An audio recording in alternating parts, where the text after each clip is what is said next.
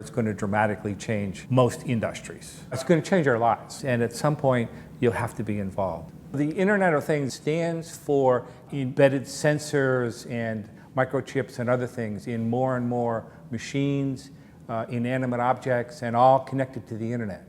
If you think about 50 billion inanimate objects, 24 hours a day, 7 days a week, streaming data to the Internet for the owners, for the suppliers, for perhaps third parties who are going to analyze that data, it's just huge. So we have to have a new system of capturing and analyzing data.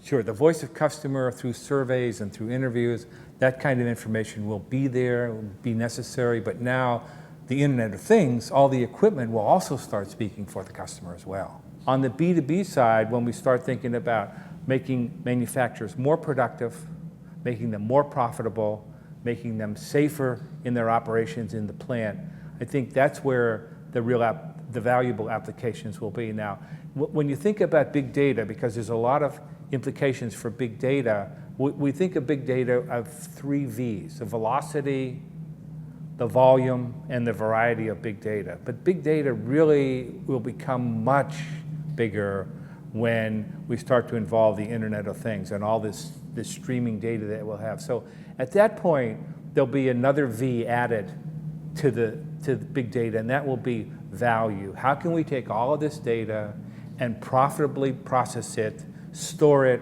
and find valuable applications in it? And I think the most valuable applications will be in B2B. The best practice companies are increasing their profitability by over 20%. Security is a major issue. Security will have to be layered at different levels into the device, and then security into the computer, and then into the system overall. And at some point, you'll have to be involved. Now, if you're a latecomer to the game, what that means is you'll have to find companies to help you get in and get started and get caught up. It's also going to change the capabilities for people in the buying center.